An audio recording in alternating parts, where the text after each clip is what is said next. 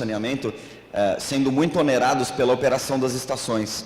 A gente sabe que estações de tratamento são tradicionais, convencionais, são grandes consumidores de produto químico, consumidores de energia elétrica, consumidores de mão de obra especializada. E aí a nossa solução buscou, ao longo do seu desenvolvimento, exatamente quebrar um pouco esse paradigma e trazer um sistema mais fácil e mais simples de se operar, reduzindo não só o custo da operação, que é muito importante, mas reduzindo a complexidade dessa operação, para que a gente possa lidar com o sistema de tratamento de uma maneira mais simples. Então, a gente tem um sistema que consome muito pouca, quando não nenhuma energia elétrica. A gente tem alguns sistemas instalados em locais onde nem se tem disponibilidade de energia elétrica, então a gente consegue fazer o tratamento do esgoto sem gastar energia elétrica, mas mesmo nos casos mais comuns, onde a gente está instalado, como essa foto, por exemplo, que é uma fábrica, um centro de distribuição, de pesquisa, com consumo de energia muito baixo, muitas vezes uma ou duas bombas funcionando,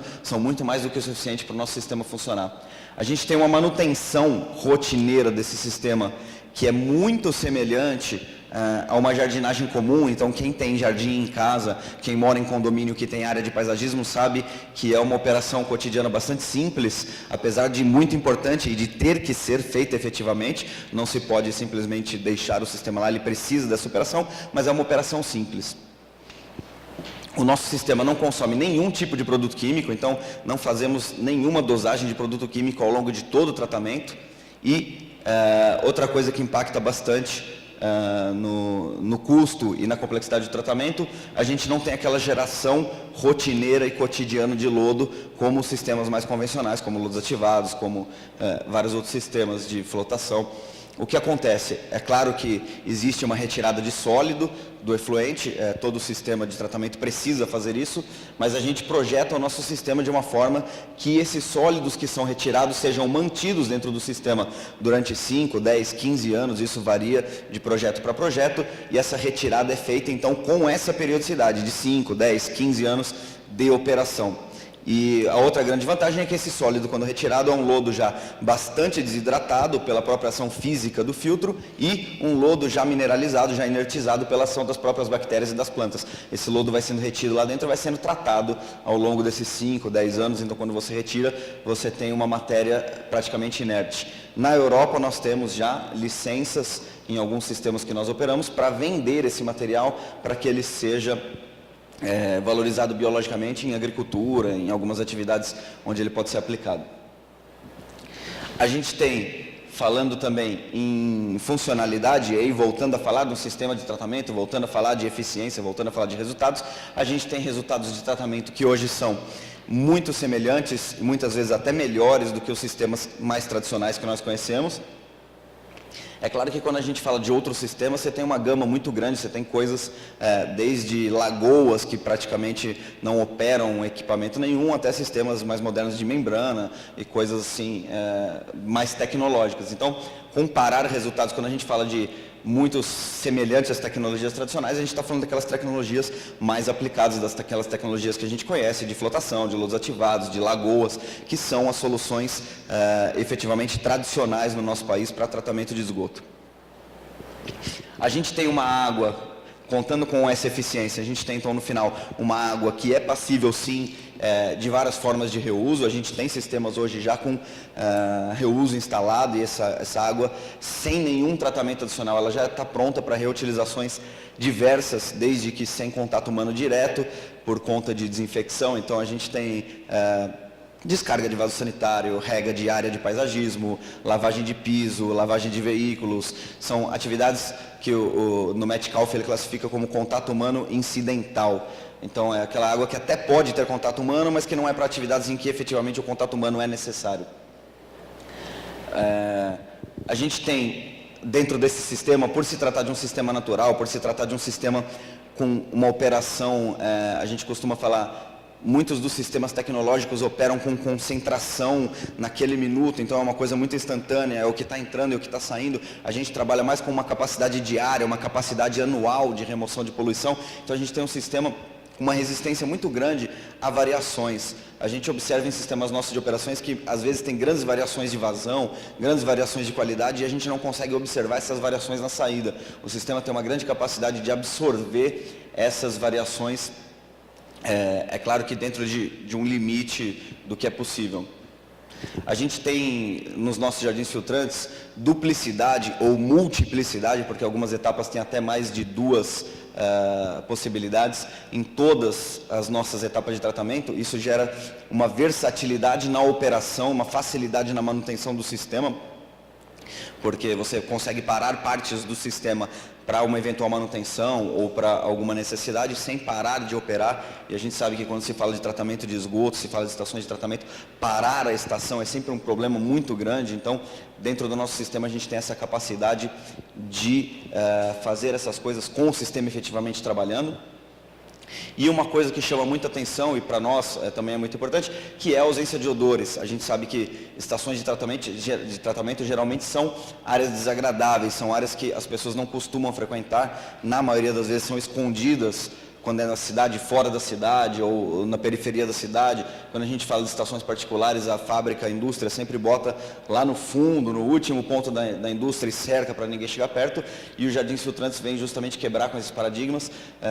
Pelo fato de não ter odores e pelo fato da gente fazer uma criação paisagística, os jardins tornam-se efetivamente áreas de frequência. Um dos projetos que eu vou mostrar para vocês um pouquinho mais para frente na apresentação é um projeto de jardim filtrante nosso, para uma fábrica aqui no Brasil, onde a entrada da fábrica passa exatamente no meio do jardim. Então, todas as pessoas que acessam a fábrica são obrigadas a passar pelo meio do jardim para chegar na fábrica. E aí, falando um pouco mais da parte intangível das vantagens dos jardins filtrantes. Então, são vantagens que a gente gera que não se consegue efetivamente medir como um custo de operação ou como resultado do tratamento. Em primeiro lugar, a coisa que está na moda, que é um conceito até complexo demais, a gente nem gosta tanto de usar essa palavra pelo estigma que ela já carrega, que é a sustentabilidade. Mas ainda não existe um termo que consiga substituir com uma efetividade maior. Em primeiro lugar, sustentabilidade, porque a gente tem um impacto ambiental muito baixo. Apesar de demandar uma obra, como vocês vão ver na apresentação, uma grande obra para construir um jardim filtrante, porque a gente garante que durante todo o processo de tratamento a água não tenha, o efluente não tenha contato com a natureza até que ele esteja efetivamente tratado. Então, a construção de um jardim filtrante demanda uma grande obra. O impacto ambiental é muito baixo, porque depois de pronto, a gente acaba criando uma zona muito semelhante a uma zona natural. Então, o impacto ambiental da instalação é muito pequeno. Aí vem aquela questão do reuso do substrato, como eu falei. A cada 10 ou 15 anos a gente faz uma remoção de sólidos e isso tem sido reutilizado já na Europa, na França, a gente tem algumas licenças. A gente pretende, com o passar do tempo aqui no Brasil, quando essas manutenções começarem também a acontecer, fazer algumas pesquisas e conseguir a liberação disso aqui também. A gente tem um estímulo, uma valorização muito grande da biodiversidade. Você observa hoje em quase todos os nossos projetos ao redor do mundo, quando você visita, que ele atrai uma série de espécies da fauna para dentro do jardim e acaba inclusive com esse atrativo da fauna e com a reconstrução de uma zona natural influenciando na flora do entorno. Então, muitas vezes o jardim filtrante é responsável pela recuperação da biodiversidade local em muitos projetos, principalmente projetos municipais que são de grande porte, em áreas muito grandes, a gente acaba reconstruindo uma zona natural muito grande e dando condições de desenvolvimento para uma série de espécies.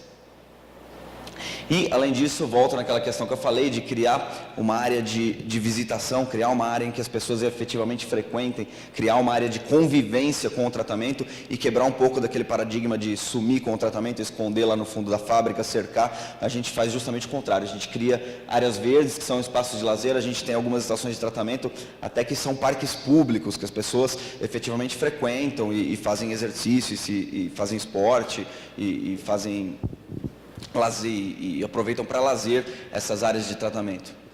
E alguns valores agregados aí, principalmente diretamente para clientes, sejam públicos ou privados.